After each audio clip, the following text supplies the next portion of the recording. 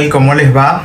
Este canal se llama Logosomnia para quienes no lo conozcan y para quienes no hayan visto ninguno de mis videos. Me presento, mi nombre es Luis Ignacio Betancourt.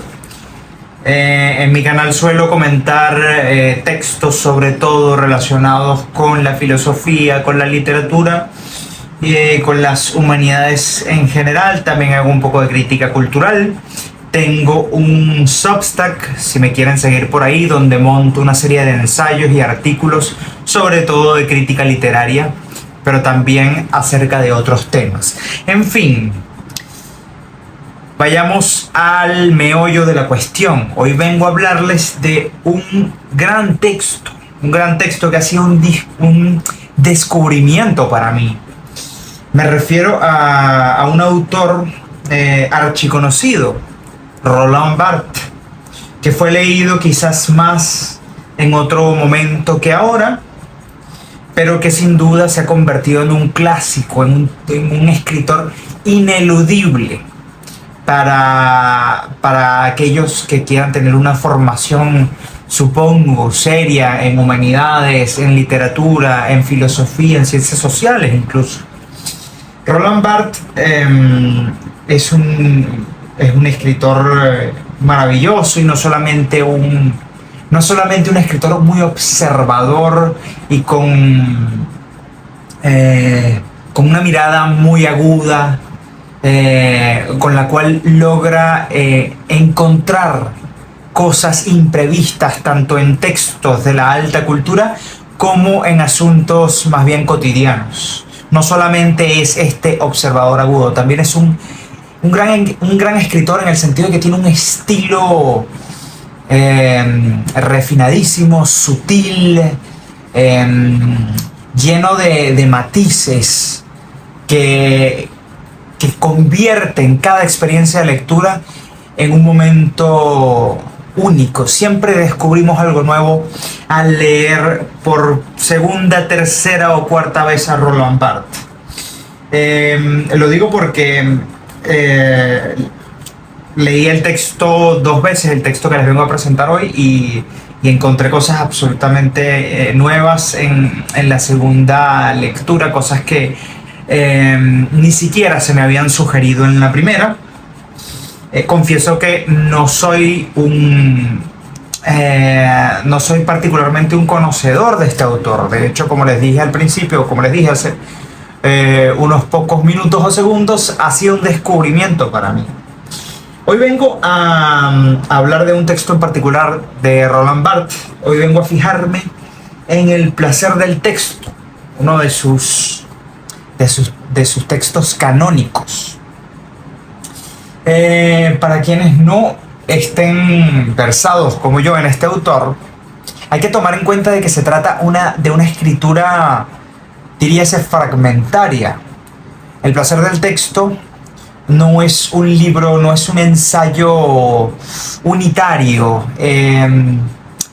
perfectamente hilvanado o tejido. Es un ensayo, porque bueno, tiene un tono ensayístico en todo momento, que se construye a partir de retazos, a partir de citas, de reflexiones aisladas. Es una suerte de archipiélago de reflexiones y de fragmentos de ensayo. Entonces, eso por un lado hace que hizo que hacer este video fuese un reto, fuese difícil, porque me encontré en la necesidad o me vi en la necesidad de tener que tejer o que hilar por mí mismo esta serie de fragmentos que constituyen la obra. Pero al mismo tiempo eso me dio enorme libertad, ¿no? La escritura de Barthes da como espacio para una enorme apertura al momento de la interpretación, o al momento sobre todo del placer o del goce de la lectura, ¿ok? Porque no es solamente un texto no es solamente una escritura, la de Barthes, que se interpreta, sino una escritura sobre todo que se degusta. Que se degusta en el amplio sentido de degustar. No me refiero a degustar como si degustar fuese un mero entretenimiento. Me refiero a una forma de degustar un poco más exquisita y exigente. En fin, como digo, se trata de un texto fragmentario, así que voy a tejer mi propio hilo, que por supuesto será arbitrario y obedecerá a mis propios caprichos de lector. Espero, sin embargo, que mis caprichos, más que convertirse en un obstáculo para ustedes a la hora de aproximarse a esta obra, les sean fecundos, les permitan abrir el texto hacia otros sentidos. Entonces, bueno, como les digo, no creo que esta exposición no va a tener un carácter lineal o cronológico. O sea, no va a seguir el texto tal cual ha sido dispuesto en el libro, tal cual ha sido publicado. Me he permitido, o sea, en la medida en que he ido leyendo, he tomado citas, he tomado notas y luego he reorganizado esas notas de alguna manera contraviniendo o contradiciendo la cronología inicial del texto. Fragmentos que aparecían un poco después los he ligado con fragmentos que estaban un poco antes y he hecho una suerte de collage. En fin, pasemos a lo importante, pasemos al comentario del texto. Roland Barthes, para Roland Barthes en este texto, es muy importante sobre todo la figura del lector. Es un texto que se va a centrar sobre todo en la experiencia de la lectura. Cuando él habla del lector, cuando él se refiere al lector, él no se refiere a una subjetividad unitaria, a una identidad, digamos, sólida, perfectamente delimitada, sino por el contrario a una subjetividad sumamente porosa, a una subjetividad abierta, que se deja constantemente atravesar por diversas fuerzas, discursos y flujos en el momento de la lectura. Él habla del lector como de un individuo que no se puede dividir, pero es un individuo contradictorio, babélico. Entonces, claro, esto es en el caso del lector que se entrega al placer o al goce. Entonces, aquí estamos ante una paradoja, creo que típicamente barthesiana. Es un individuo, algo que se supone que no se debe dividir, una identidad con unas fronteras supuestamente trazadas, pero al mismo tiempo es contradictorio, es decir, en él se dan cita ideas que son mutuamente excluyentes, es babélico, es decir, es polifónico. En él, o el lector, digamos, está atravesado por una serie de voces, por una serie de registros que no necesariamente están en el mismo nivel de sentido. Entonces, bueno, digamos que el lector es un lugar de enunciación, porque sí, el lector asume un rol activo. El lector es un rol de enunciación múltiple, como digo, poroso y babélico, lleno de... es un lector ni siquiera coral, porque las voces en él no, digamos que no armonizan, sino que mantienen entre sí una constante tensión. Bueno, él cuando habla de este lector babélico o contradictorio, habla de un lector que se entrega a lo que él va a llamar con cierta problematización, placer o goce. Para Barthes, para Roland Barthes, no es lo mismo el placer que el goce. Puede hablarse por un lado de un lector orientado hacia el placer y por el otro lado de un lector orientado hacia el goce. A pesar de que, a fin de cuentas, el placer y el goce no son tan diferentes como parece. El placer y el goce, aunque parecen los polos opuestos, aunque parecen polos opuestos, en realidad están vinculados por cierta continuidad. De manera que a la hora de definir o de diferenciar placer y goce, Roland Barthes de alguna forma vacila, permanece en una suerte de indecisión, aunque sí se atreve a aventurar una posible distinción entre placer y goce.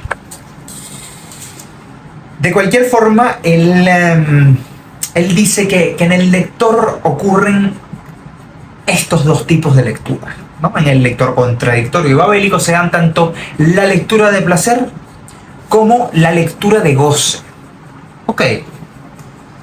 Una vez que ya hemos trazado esta caracterización del lector, podemos hablar de las diferencias que Roland Barthes tímidamente sugiere entre placer y goce.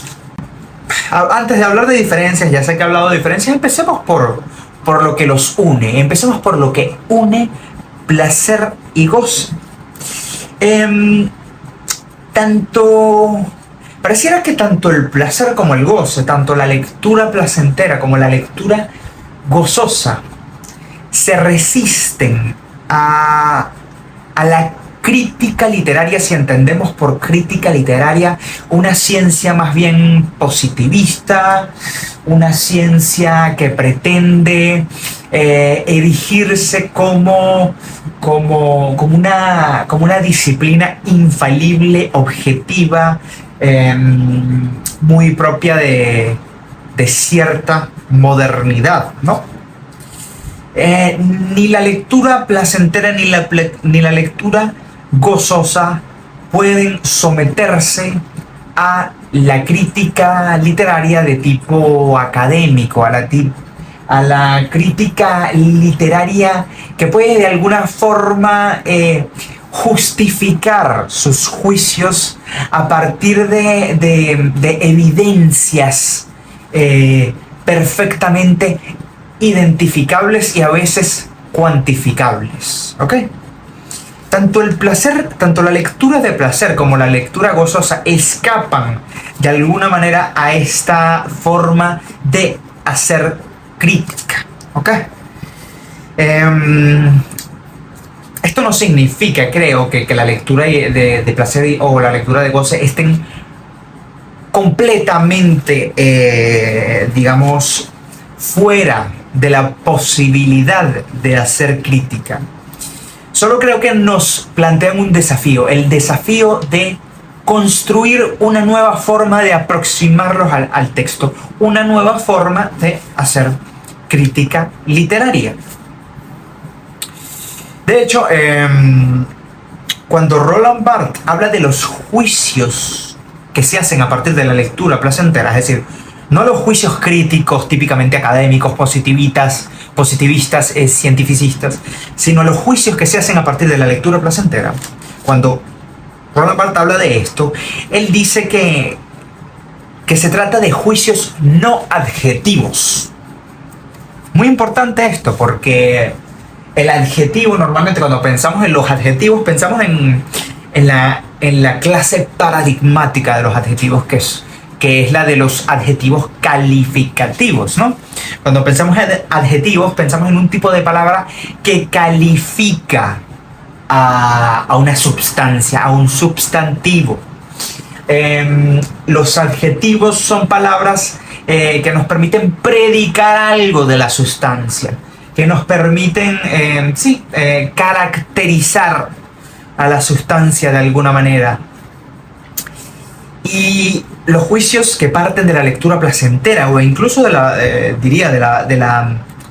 y también de la lectura gozosa, ya entraremos en la diferencia Perdón, ya entraremos en la diferencia entre placer y goce. Ahorita estamos hablando de aquello que los asimila. En fin, cuando hablamos tanto de los juicios que se hacen a partir de la lectura placentera y a partir de la lectura gozosa, los juicios no son adjetivos, no son juicios calificativos, no. Son juicios en los cuales se excede o se desborda la posibilidad de calificar un texto. No podemos recurrir a las estratagemas cientificistas de la academia. Tenemos que aproximarnos de otra forma al texto, a pesar de que no es una aproximación inocente, no es una aproximación tampoco adánica, ¿no? Solamente es una aproximación que se resiste a estudiar el texto, a cosificar el texto, a disecar el texto, a convertirlo en un cadáver para poder diseccionarlo. ¿Ok? No. Por eso Barthes, o Roland Barthes, mejor dicho, habla de una ciencia del devenir, de la posibilidad de crear una ciencia del devenir, es decir, una crítica literaria como ciencia del devenir, que iría más en consonancia con la lectura placentera y con la lectura gozosa. Esto de ¿Pero qué es esto de ciencia del devenir? Es algo que suena mucho a Deleuze y Guattari, a quien después nombraré, a pesar de que Roland Barthes no hace ninguna mención a estos filósofos a lo largo de su texto. Y no me consta, les repito, yo no soy un experto en Barthes, no me consta que él haya tenido una relación intelectual o de admiración con Deleuze y Guattari. En fin, puedo estar equivocándome, pero continuemos. ¿Qué es esto de una ciencia del devenir? Una ciencia del devenir o una crítica literaria como ciencia del devenir implica entregarse al texto como un flujo, implica estudiar al texto sin cosificarlo. La ciencia del devenir tiene más que ver con entregarse al texto como si el texto fuese un organismo vivo, un organismo en constante movimiento, ¿no? No es una entidad fijada que podemos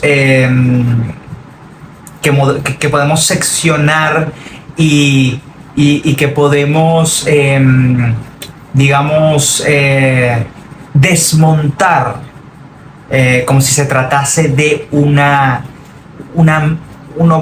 objeto mecanicista, una serie de engranajes, un montaje de engranajes. No. Ya que hemos hablado de la relación que hay entre el texto de placer y el texto de goce, o de la experiencia lectora gozosa, la experiencia lectora placentera, podemos empezar a hablar de las diferencias entre placer y goce que establece Roland Barthes. Repito, el placer y el goce tienen la relación entre ellos se resuelve en una tensión constante, porque a pesar de ser opuestos en cierta medida, también existe una continuidad entre ellos, como ya lo dije.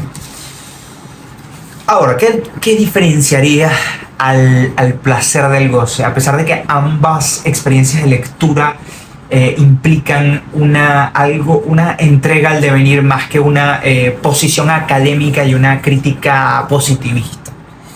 La diferencia estaría en que el placer, la lectura placentera, es una lectura más confortable. Es una lectura que proviene, dice Barthes, que proviene de la cultura, que no nos pone en estado de crisis, que no nos interpela para dividirnos o para suscitar una ruptura en nosotros. El placer o la lectura placentera no es, o digamos el texto de placer no es un texto que pretende ponernos en crisis, ni hacernos, ni obligarnos a cuestionarnos nuestros preceptos estéticos.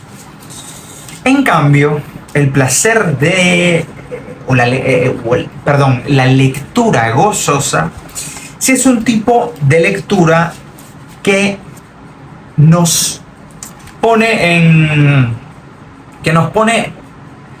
que pone ciertas de nuestras preconcepciones en tela de juicio.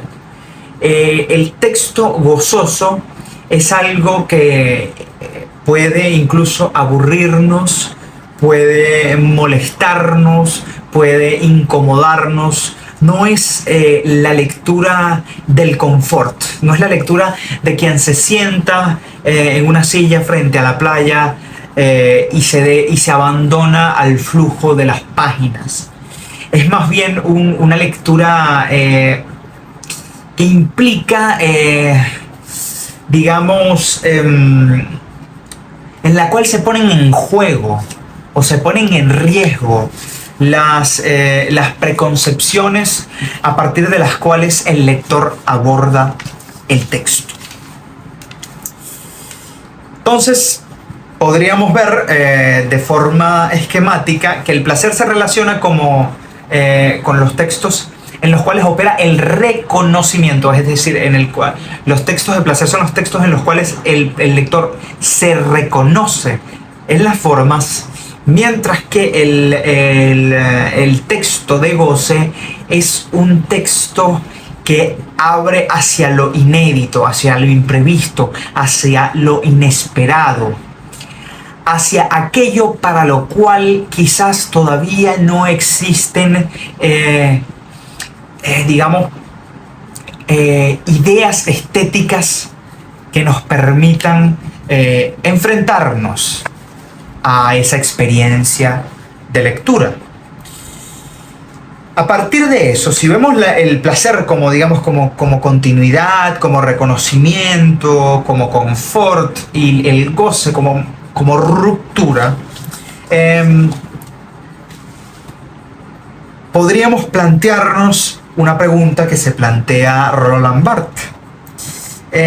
Roland Barthes se pregunta si el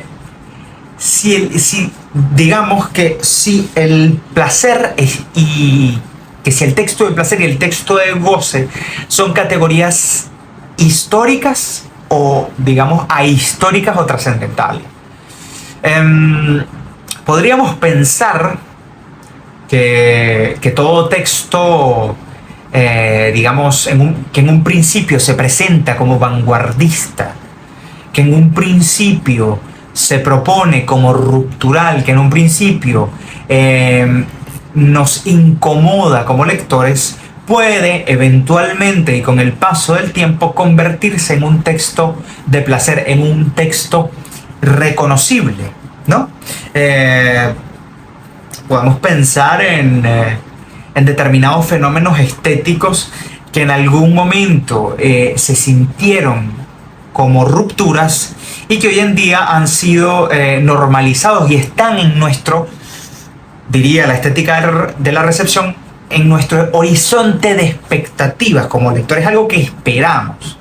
Pensemos, no sé, en una novela, en las novelas modernistas, ¿no? Como las de Faulkner, como las de Virginia Woolf, novelas donde se explora, donde se escapa al recurso típico o decimonónico de contar una anécdota o retratar una sociedad, y se pone en escena más bien un desarrollo de la conciencia, un monólogo interior, una escritura que explora otras dimensiones de lo humano. En aquel momento, esas escrituras modernistas como las de Faulkner o como las de Virginia Woolf, por supuesto, representaron o se erigieron cumplieron el papel de romper con aquellos que se había hecho hasta entonces y en aquel momento pues podían ser considerados textos de goce. Sin embargo, hoy en día han sido incorporados a nuestro, digamos, bagaje de lectores y están dentro de nuestro horizonte de expectativas. No es descabellado que hoy en día nos encontremos con un texto literario o con una novela que cumpla con las convenciones estéticas o que se sirva de las convenciones estéticas que fueron inauguradas por novelas en su momento rupturales, tales como Las olas de Virginia Woolf o El ruido y la furia de William Faulkner, ¿cierto? Eso sería una forma de verlo, ¿no? Los textos en un primer momento podrían ser gozosos, podrían implicar una lectura gozosa, ruptural, incómoda, y eventualmente podrían convertirse o podrían normalizarse y pasar a ser textos placenteros. Esto sería una forma histórica de ver la diferencia y al mismo tiempo la continuidad entre texto de placer y texto de goce. Sin embargo, habría una forma ahistórica de ver ambos fenómenos. Podríamos pensar que estos dos fenómenos, que la lectura gozosa o el texto de placer, que la lectura placentera y el texto de placer y la lectura gozosa y el texto de goce corren como líneas paralelas sin nunca realmente tocarse. De manera que ciertos textos gozosos siempre implicarían o siempre conllevarían cierta incomodidad por parte del lector, mientras que otros textos, los textos de placer, estarían siempre orientados o motivados por el propósito de dar placer al lector, de hacer que el lector se sintiera cómodo y se reconociera en lo leído o en lo dicho. Desde el punto de vista de la recepción, desde el punto de vista de la actitud que podría tomar el lector frente a los textos de placer y los textos de goce, podríamos establecer otra diferencia entre unos y otros. En el caso del texto de placer, se supone que se puede hablar de él desde otro lenguaje. O sea, se puede tomar cierta distancia con respecto al texto de placer y abordarlo a partir de un lenguaje, digamos, no tan afectado por la lectura. No necesariamente tiene que ser un lenguaje a la manera de los académicos o de los críticos positivistas, no. Pero a la hora de hablar de un texto de placer sí podemos, digamos, desidentificarnos del texto y abordarlo desde otro lugar de enunciación, desde un lugar, digamos, exterior de enunciación, utilizando un lenguaje que podría serle ajeno a ese texto de placer. Podemos de alguna manera salir de él a la hora de emitir juicios acerca de él. En el caso del texto de goce no sucede lo mismo. En el caso del texto de goce, a la hora de hablar de él, debemos de alguna forma asumir sus propios códigos estéticos. No se puede hablar de un texto de goce si no es dentro del propio texto de goce. Tenemos que hacernos a su lenguaje, hacernos a sus preceptos estéticos, adaptarnos a su forma para poder hablar de él, para poder decir algo acerca de él.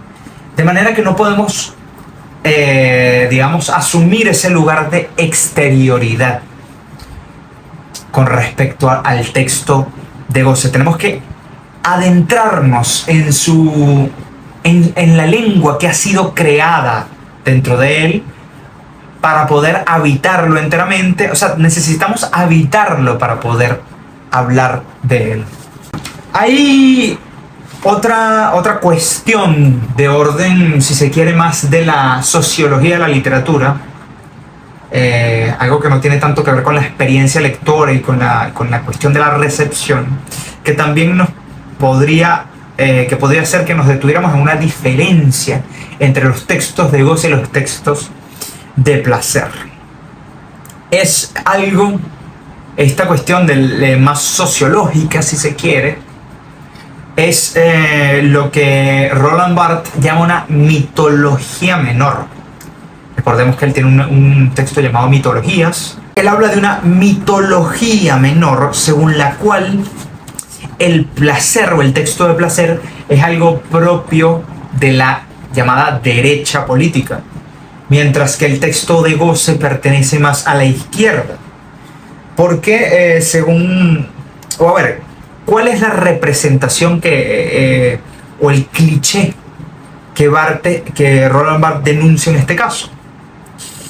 El hecho de que la derecha parece permitirse la lectura como un acto meramente hedonista, como un acto que se justifica en sí mismo por el placer que obtengamos durante la experiencia. Mientras que la izquierda condena de alguna forma este placer y se desidentifica de esta experiencia hedónica de lectura. Solemos asociar a la izquierda con el llamado arte comprometido, con el llamado intelectual comprometido, con el llamado arte combativo, el arte político, el arte o la literatura que pretende ponerse al servicio de ideas que supuestamente habrán de cambiar el mundo y la sociedad. Y bueno, obviamente la existencia de este mito no es injustificada, ¿no? Ha habido como en muchos casos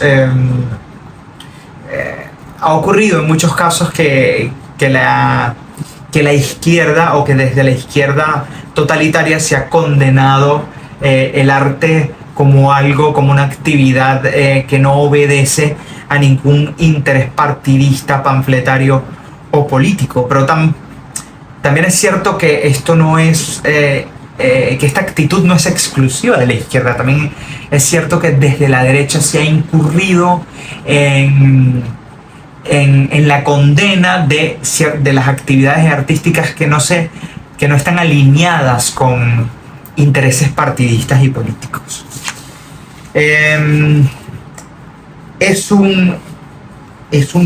Todo esto, esta diferenciación es algo que obedece a lo que Roland Barthes llama un mito reaccionario. Quizás este mito reaccionario esté vinculado con otra idea que desarrolla Roland Barthes un poco más adelante. La idea del intercambio que ocurre en el capitalismo. La idea de que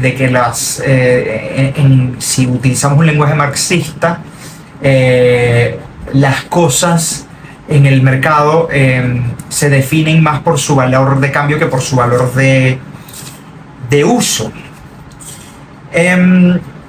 Se supone que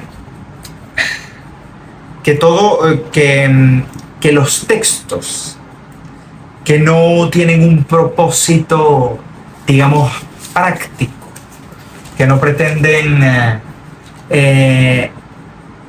entre comillas, cambiar el mundo, que no están comprometidos con ninguna idea, o que no proponen un cambio que pueda aplicarse directamente a la vida cotidiana, son textos excesivos de alguna forma, ¿no?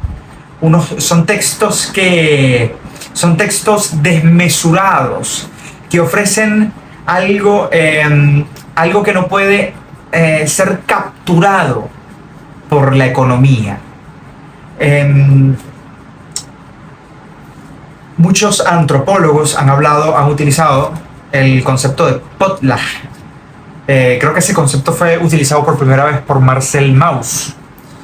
El potlatch se refiere básicamente al gasto improductivo. No voy a adentrarme mucho en este concepto porque es extremadamente complejo y requeriría un video completo. Pero quedémonos con la idea de que se refiere al gasto improductivo que llevaban a cabo ciertas culturas que llamaríamos premodernas. Un ejemplo de potlatch podría ser que determinadas personas de la clase dirigente o nobiliaria de una tribu le ofrecieran a la clase dirigente de otra tribu una ofrenda desmesurada, desmedida, una ofrenda excesiva en riquezas con el propósito de humillar a esa otra tribu. El acto de entregar o de regalar un obsequio desmesurado era una forma de afirmar la propia, el propio poder y de humillar o disminuir al otro. Era una forma poco productiva o poco económica de llevar a cabo un gasto. Obviamente este tipo de gastos que llamamos potlatch contradicen la lógica burguesa. La doctrina burguesa o la forma de pensar aburguesada y clase mediera se define a partir del ahorro y de gastos que no puedan ser definidos como excesos. Al burgués le interesa siempre la posibilidad de poder insertar todo en el circuito del intercambio, en el circuito donde las cosas adquieren valor en la medida en que adquieren valor de cambio y no tanto valor de uso. En fin, lo que dice Barth al respecto es que el intercambio comercial, el intercambio capitalista es capaz de apropiarse del placer y del goce de aquello de los textos, del texto de placer y del texto del goce. A pesar de que los textos de placer ofrecen algo que excede lo pragmático, lo práctico, la rentabilidad, el intercambio o el poder del capitalismo es tal que es capaz de convertir ese exceso que se define como placer o como goce y de insertarlo en el circuito de los intercambios y de convertirlo en algo rentable. Todo exceso puede volverse útil. Toda inutilidad del placer o del goce puede convertirse en útil dentro de los intercambios capitalistas, dentro de los intercambios que obedecen a la doctrina burguesa.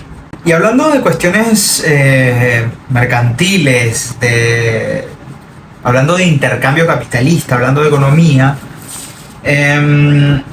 hablemos de un concepto del cual habla Roland Barthes a la hora de referirse a la cuestión del placer y del goce y del exceso que ambos supuestamente implican o al que ellos llevan, la desmesura del placer y del goce. Él habla, Roland Barthes, de plusvalor retórico, un concepto muy interesante que introduce en uno de sus fragmentos. Dice, si lo cito textualmente, dice lo siguiente: se asiste a esta paradoja, dice Barth. La lengua literaria es trastornada, sobrepasada, ignorada, en la medida en que se ajusta a la lengua pura, a la lengua esencial, a la lengua gramatical. Se sobreentiende que esta lengua no es más que una idea. La exactitud en cuestión no resulta de un aumento de los cuidados. No es un plusvalor retórico, como si las cosas fuesen progresivamente mejor descritas, sino de un cambio de código. El modelo lejano de la descripción no es más que el discurso oratorio. No se pinta más... Él habla también de un artefacto lexicográfico. En fin, paso a explicar esta cita, que bueno, no la he citado del todo bien, pero bueno, voy a tratar de aclararla en la medida de lo posible para que a la hora de que ustedes se enfrenten a este fragmento, pueda yo iluminarles quizás algunas zonas de lo dicho. Yo creo que a lo que se refiere Barth en este caso es a que este exceso o esta desmesura del texto de placer o del texto de goce no se define como un exceso en términos lingüísticos, no es un plusvalor retórico, es decir, no es un producto barroco o más bien barroquista, no es un enrevesamiento de la forma, no es necesariamente una fiesta báquica y primaveral del lenguaje, no es un exceso del lenguaje en el sentido barroco. O sea, no es un exceso del lenguaje en el sentido de lo que entendemos por exceso cuando hablamos de la poesía, por ejemplo, de Lezama Lima, del neobarroco, de los poetas cubanos, de Néstor Perlonguer, del llamado neobarroso. No es un exceso en este sentido, un exceso de... una cuestión, no es una verborragia a lo que se refiere Roland Barthes. A veces él dice que la lengua literaria vive en una paradoja, porque se supone que la lengua literaria se define por ser una lengua retórica, una lengua atravesada por o cimentada en las fórmulas sintácticas de la retórica, fundada la literatura como elocuencia, y no es necesariamente así. La lengua literaria puede definirse como una lengua pura, como él dice, una lengua esencial, una lengua gramatical. Me gustaría, para explicar esta idea, citar o recitarles más bien un poema del poeta venezolano Rafael Cadenas, un poema que ha pasado a la historia con el nombre o con el título de Ars Poetica, a pesar de que creo que él no lo tituló así en un principio. Creo que el poema no tiene título originalmente. En fin, llamémoslo así, Ars Poetica, porque es un arte poética. Dice la voz poética en el poema de Rafael Cadenas: que cada palabra lleve lo que dice, que sea como el temblor que la sostiene, que se mantenga como un latido. No he de proferir adornada falsedad, ni poner tinta dudosa, ni añadir brillos a lo que es. Esto me obliga a oírme, pero estamos aquí para decir verdad. Seamos reales. Quiero exactitudes aterradoras. Tiemblo cuando creo que me falsifico. Debo llevar en peso mis palabras. Me poseen tanto como yo a ellas. Si no veo bien, dime tú que me conoces, mi mentira. Señálame la impostura, restrégame la estafa. Te lo agradeceré, en serio. enloquezco por corresponderme. Sé mi ojo, espérame en la noche y divísame, escrútame, sacúdeme. ¿A qué se refiere Rafael Cadenas para mí? A lo mismo a lo cual se refiere Roland Barthes en este pasaje. Se refiere a la lengua literaria como lengua pura, es decir, a la lengua literaria como un artefacto lexicográfico, como un artefacto que busca una precisión desde el punto de vista lexical, como un artefacto que busca que cada palabra lleve lo que dice, que cada palabra pese realmente y que no se sostenga solamente en malabares retóricos y barrocos. Claro, esto por supuesto no es un statement en contra de la poesía neobarroca de Lezama Lima, por ejemplo, o en contra de ese tipo de poéticas, las cuales yo admiro muchísimo. Sencillamente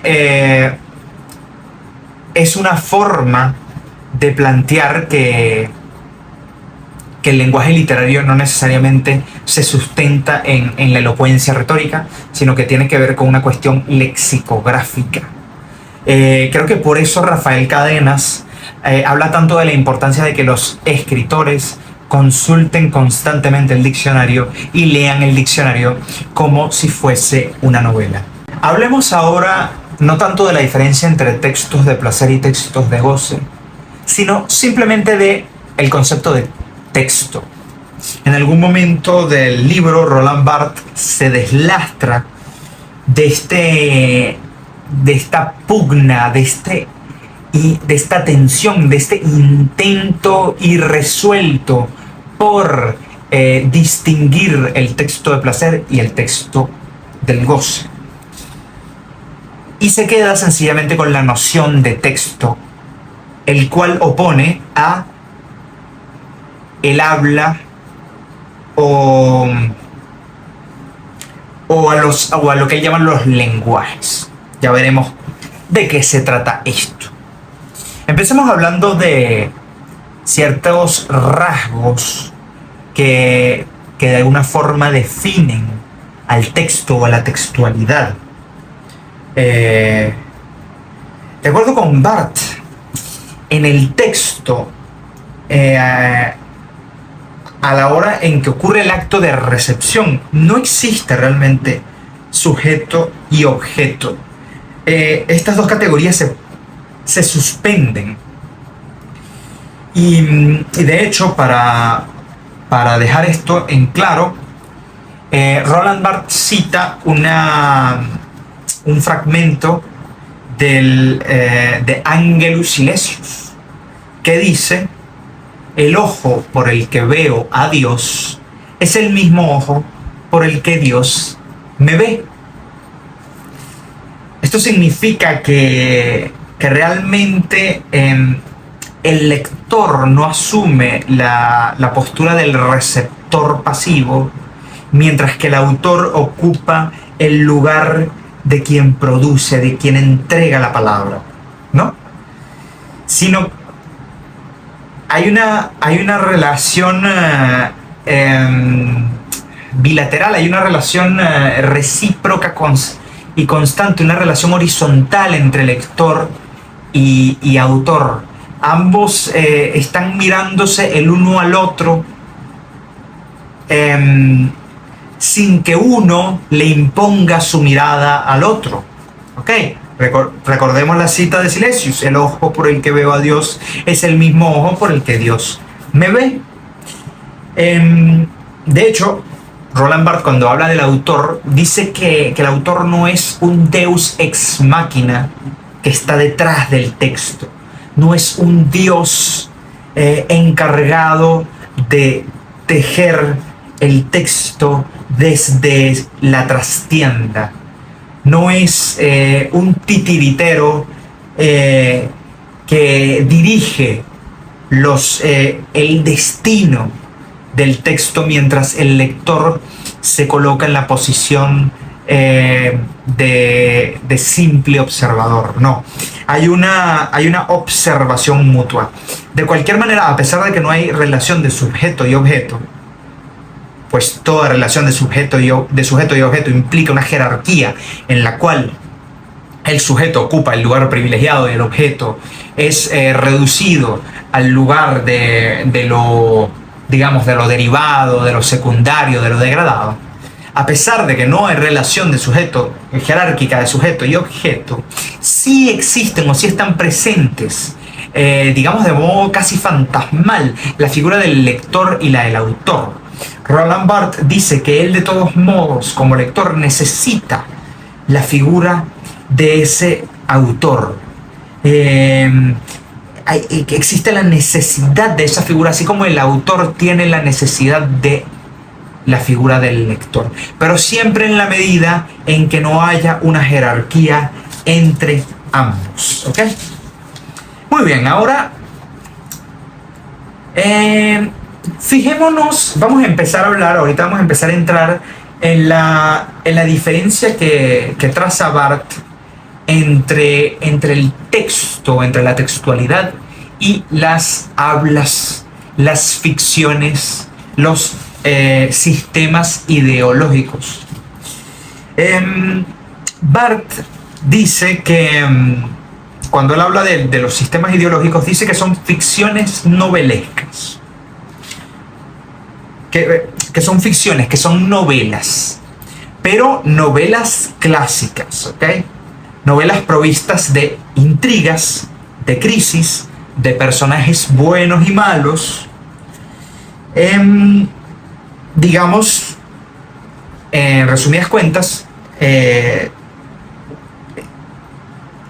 que los sistemas ideológicos son ficciones y son novelas, como si entendemos por novelas, novelas decimonónicas, ¿no? Novelas típicas del siglo XIX, novelas de folletín, novelas por entregas, la típica novela bestselleresca hoy en día, que pretende atraparnos de la misma manera que nos atrapa una serie televisiva, es decir, a través del suspenso, de una intriga, de un argumento, de lo que en inglés se llama el plot, ¿no?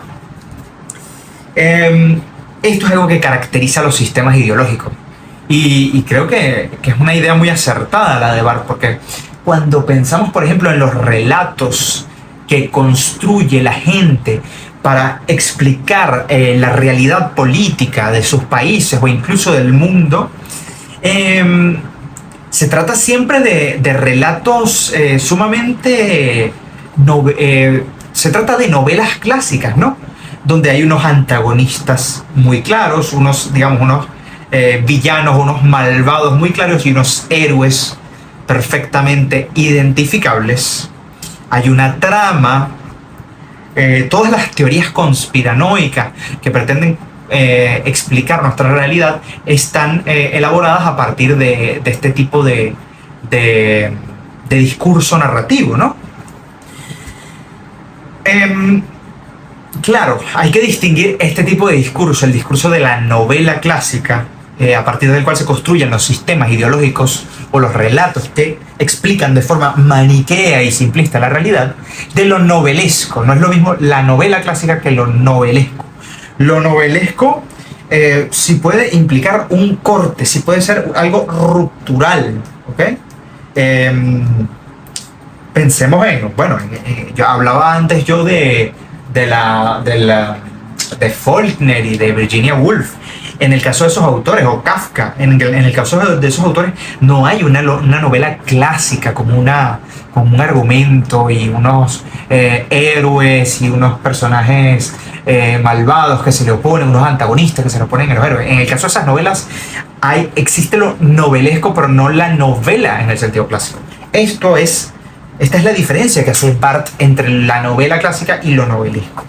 En fin, como decía, los sistemas ideológicos funcionan como novelas clásicas. Los sistemas ideológicos están en lo que Roland Barthes llama o se definen como lo que Roland Barthes llama el mundo del lenguaje. Él lo llama también la logosfera. Y él dice que es un conflicto, o que la logosfera, el mundo del lenguaje, es un conflicto constante de paranoias, es decir, de hablas, de ficciones suficientemente creadoras para producir una última figura, aquella que marca al adversario bajo un vocablo a medias científico, a medias ético. Estas ficciones, estos sistemas ideológicos pretenden explicar, condenar, vomitar y recuperar al enemigo, a un supuesto enemigo, hacerle pagar. Entonces, a ver, voy a explicar a qué se refiere Barthes en estos casos. La paranoia o los discursos propios del paranoico son sumamente cerrados.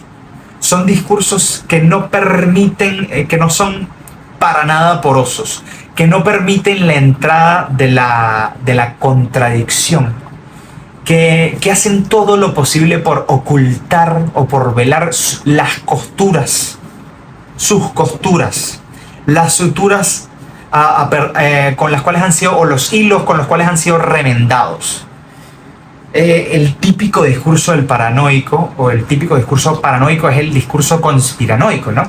Es un discurso simplista, maniqueo, con antagonistas claros, con héroes claros. Por un lado están los buenos, por un lado están los malos, etcétera, ¿no? Entonces, claro, este mundo que Roland Barthes llama el lenguaje, que es el mundo de los sistemas ideológicos, que es el mundo de las logosferas, es el mundo en el cual estos discursos paranoicos, estas ideologías cerradas, perfectamente delimitadas, construidas, que no dejan espacio para la sospecha, se enfrentan unas a otras. Y al final, bueno, el discurso que triunfa, o el discurso ideológico que triunfa, el relato paranoico que triunfa, es aquel que es capaz de, digamos, de trazar perfectamente al enemigo, ¿no? De limitar perfectamente o de identificar perfectamente quién es el causante de todos los males. Esto nos hace pensar obviamente en el típico discurso que propone a un chivo expiatorio, al discurso fascista. El fascismo es el discurso paranoico por excelencia, ¿no? Es un discurso cerrado, maniqueo y simplista. Entonces, bueno, en este mundo de la logosfera o de los sistemas ideológicos enfrentados triunfa una ideología que es capaz que digamos que traza todas las coordenadas a partir de las cuales ha de leerse o comprenderse o entenderse la realidad. Y cuando digo que traza las coordenadas, digo que traza el espacio discursivo, es decir, el espacio donde por un lado se van a colocar a los buenos, por otro lado a los malos, por otro lado qué es el futuro, cuál es el pasado que debe recuperarse. Este es el tipo de discurso paranoico que termina por triunfar en esta pugna o lucha que hay entre paranoias o sistemas ideológicos o relatos novelescos y simplistas, ¿no? Bueno, y aquí, hablando de discursos paranoicos y cerrados y simplistas y de relatos semejantes a novelas clásicas, Barthes introduce una idea muy interesante. Él habla del discurso capitalista. Y en este punto, a mí, lo digo a riesgo de cometer probablemente un error interpretativo, se me parece el discurso de Barthes mucho a lo que plantean Deleuze y Guattari en el Antiedipo. Roland Barthes dice que el lenguaje capitalista no es precisamente el del orden paranoico. Es verdad. Por eso Deleuze y Guattari dicen que el capitalismo constantemente desterritorializa, ¿no? Es decir, el capitalismo disgrega, no propone un discurso cerrado y paranoico, sino que a partir de las lógicas del mercado, de la abstracción a la cual nos impone el mercado, libera todos los flujos que se dan o que se ponen en escena en nuestra realidad, y hace que no sea posible como delimitar un discurso paranoico o perfectamente cerrado, ¿no? Es difícil, a partir de las lógicas del mercado, construir un discurso maniqueo, en el paranoico, en el cual no entre la contradicción. Pero esta falta de paranoia, el hecho de que el discurso capitalista no sea cerrado, sino más bien desterritorializado, en términos de Deleuze y Guattari, lo hace mucho más efectivo, porque, como decíamos antes, puede apropiarse de las contradicciones, mientras que el discurso paranoico tiene que expulsar al otro, tiene que expulsar al diferente, tiene que expulsar al inmigrante, tiene que señalar a un chivo expiatorio que ha de pagar por los crímenes cometidos contra la humanidad. Mientras que el fascismo y el discurso paranoico buscan al supuesto origen del mal, el capitalismo es capaz de absorberlo todo a partir de su axiomatización. Es decir, el capitalismo desterritorializa los flujos, hace que todo se disperse de alguna manera, pero luego captura todo dentro de la lógica del mercado, porque a todo puede otorgársele un valor de cambio. Digamos que todo tiene un precio y todo puede convertirse en mercancía. Incluso las cosas que van contra el capitalismo pueden convertirse en mercancía. Eso sucede todo el tiempo. De cualquier manera, aunque vivimos en una sociedad predominantemente capitalista, eso no significa que los discursos paranoicos, fascistas y cerrados hayan dejado de existir. Hay quienes dirían que hoy en día esos discursos fascistas, que esos discursos que prometen la recuperación de una edad dorada y la búsqueda de un futuro utópico, y etcétera, son sencillamente imposturas postmodernas. Yo no estoy tan seguro de eso, y creo que Barth tampoco estaría de acuerdo con eso. Creo que seguimos conviviendo dentro de nuestro sistema capitalista con estos discursos paranoicos, maniqueos, fascistas. Y entonces debemos hacerle frente a eso. O sea, aquí creo que de alguna manera Barth, que ha sido acusado de ser un autor apolítico o antipolítico, toma una postura que yo consideraría bastante política. Él dice que, claro, lo que pasa es que Barth no lo hace de una forma panfletaria. Él dice que mientras que estos discursos paranoicos, estos sistemas ideológicos y que parecen novelas clásicas, que son discursos paranoicos, mientras que estos discursos son tópicos, es decir, están perfectamente localizados, el texto es atópico, se opone a la cuestión del lugar, a la cuestión de la localización. Mientras que el discurso paranoico traza las coordenadas espaciales y discursivas a partir de las cuales ha de entenderse y comprenderse la realidad, el texto más bien nos saca del lugar, nos desencaja. Y por lo tanto implica, yo creo, una forma de resistencia, quizás, por supuesto, cierto tipo de texto. Entonces, Barth en este punto, cuando traza esta posible acto de resistencia, habla de ¿qué postura asumir? Se pregunta, ¿no? ¿Qué hacer? Se hace esa pregunta típicamente política. ¿Qué hacer? Él dice, Roland Barthes dice en algún momento, no sé si estoy citándolo, estoy citando a partir de mis citas, no necesariamente son textuales estas citas, pero quizás son en algunos puntos paráfrasis, pero bueno, en fin, espero que la idea se capte. Roland Barthes dice, ¿cómo exteriorizar, sacar al exterior, las hablas del mundo? Cuando dice habla se refiere a estos sistemas ideológicos, a estas imposiciones paranoicas, a estos discursos como novelas clásicas. Entonces, vuelvo a repetir, ¿cómo exteriorizar, sacar al exterior, las hablas del mundo sin refugiarse en una última habla a partir de la cual las otras serían simplemente comunicadas, recitadas? Es decir, ¿cómo digamos, desidentificarse de todas estas discursos paranoicos, de todos estos sistemas ideológicos? ¿Cómo salir de todos estos discursos ideológicos sin refugiarse en una ideología? Porque podemos tener la tentación de salirnos de todos estos sistemas ideológicos y caer en un nuevo discurso ideológico a partir del cual juzgamos todos los demás.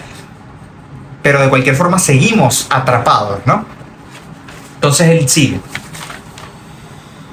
En el momento en que nombro, soy nombrado, capturado en la rivalidad de los nombres. Interesante, ¿no? En el momento en que nombro, soy nombrado, es decir, en el momento en que supuestamente ejerzo el poder adánico de nombrar, también me inscribo en el sistema que ha de darme un nombre, que ha de cosificarme, que ha de interpelarme, que ha de colocarme en un lugar, ¿no? Entonces, si ejerzo el poder supuesto de nombrar, si ejerzo el poder a través del cual supuestamente me salgo de la ideología para poder nombrar al mundo, caigo en la trampa de ser nombrado.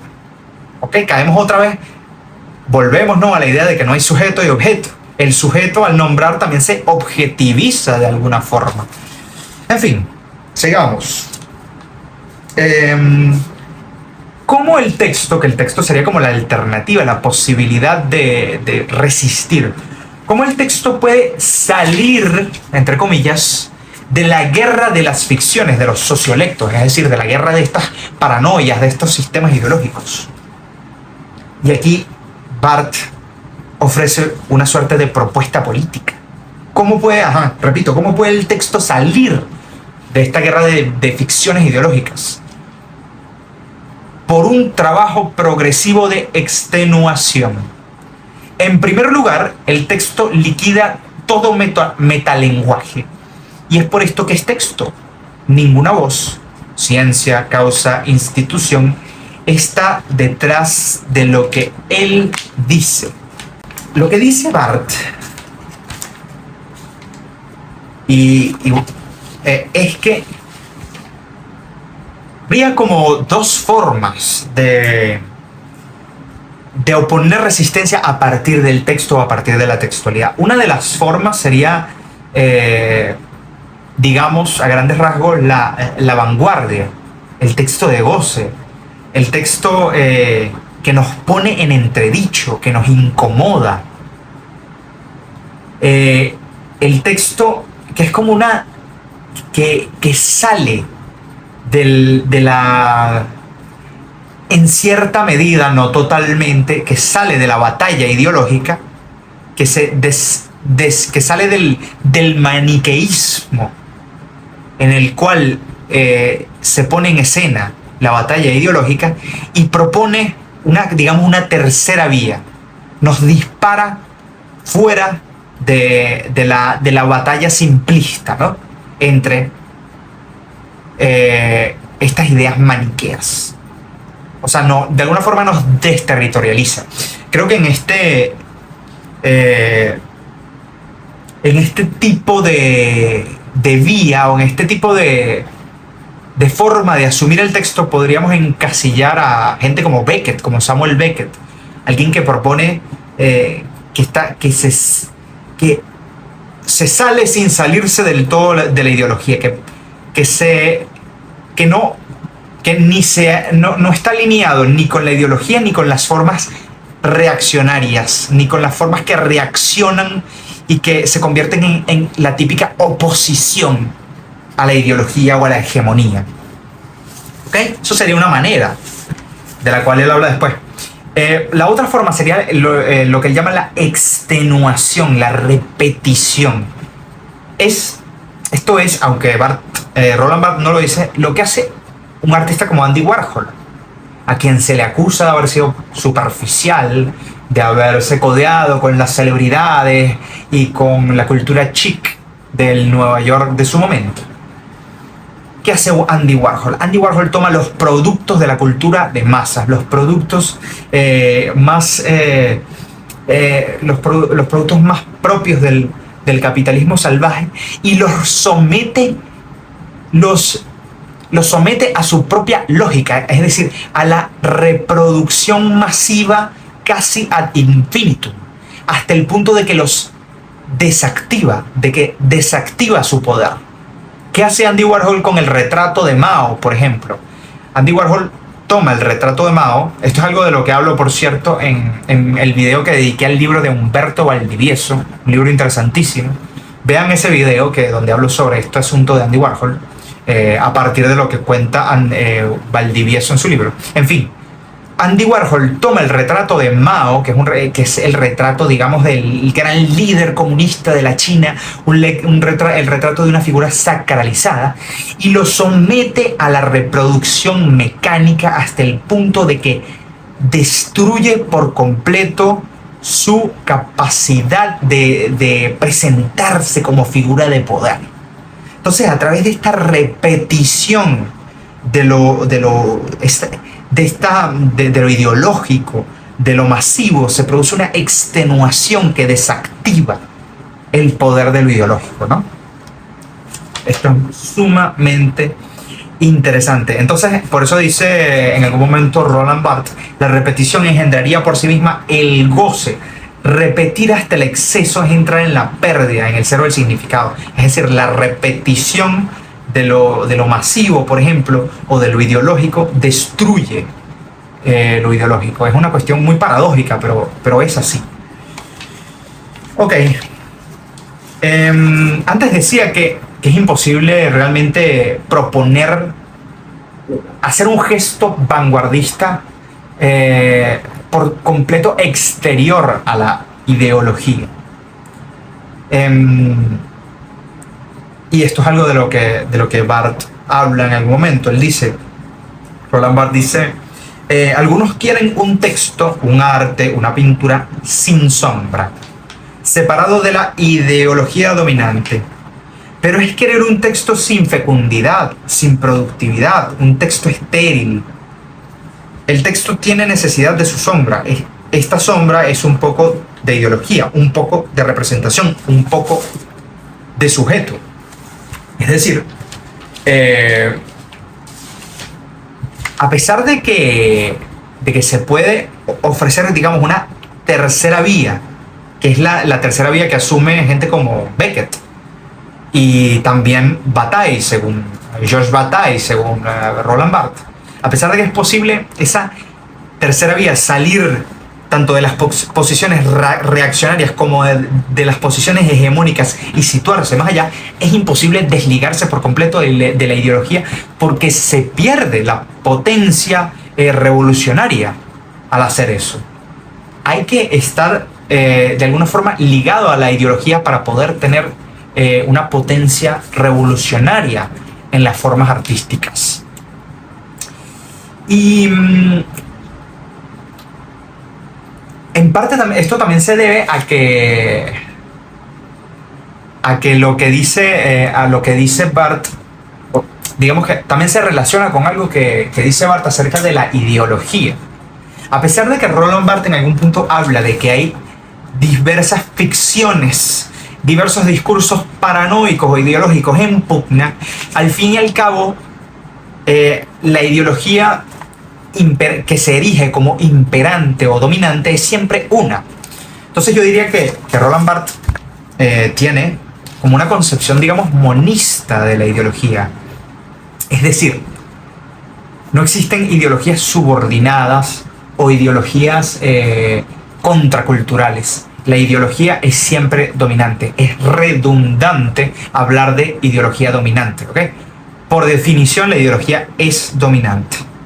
Por eso dice también Roland Barthes, la lucha social no puede reducirse a la lucha de dos ideologías rivales. Lo que está en cuestión es la subversión de toda ideología. Lo que está en cuestión es la lucha contra la única ideología que hay, porque, repito, la ideología equivale a discurso dominante. La ideología es por definición dominante. Por eso digo que es imposible como producir algo revolucionario al desligarse por completo de la ideología. O se repite hasta el hartazgo la ideología, o se le somete a una repetición extenuante a la manera de Warhol hasta desactivar la ideología, o se propone una tercera vía, una forma excéntrica, algo que va un poco más allá, a la manera de Georges Bataille o de Samuel Beckett. Por supuesto, no he agotado todo el texto de Bataille, no he agotado todo el texto de Roland Barthes. Esto es un texto inmenso, infinito. Como digo, por su cualidad de fragmentario, invita al lector a abrirse en sus interpretaciones cada vez que hay un silencio entre fragmento y fragmento. La cualidad de fragmentario de este texto lo hace aún más abierto, más polisémico. Así que si yo hiciera una tercera lectura, probablemente haría un video completamente distinto a este. Ninguna lectura de este texto puede convertirse en canónica. Es imposible. Así que los invito a que hagan su propia lectura, en la cual, por supuesto, les parecerán desacertadas algunas de mis opiniones, pero quizás también les resulten provechosas algunas de mis ideas. Espero que así suceda. Muchísimas gracias por escucharme, y bueno, suscríbanse a este canal. Como les dije al principio, acabo de abrirme un Substack, una cuenta de Substack, donde estoy subiendo una serie de artículos y ensayos, sobre todo de crítica literaria, de crítica cultural. He publicado hasta ahora unos 4 ensayos de crítica literaria. Los invito a que me sigan también por allí, en Instagram. Se suscriban a este canal, por favor, eso me ayuda muchísimo. Y nada, les agradezco mucho y les pido que nos veamos en la próxima entrega de Logosarnia. Chao.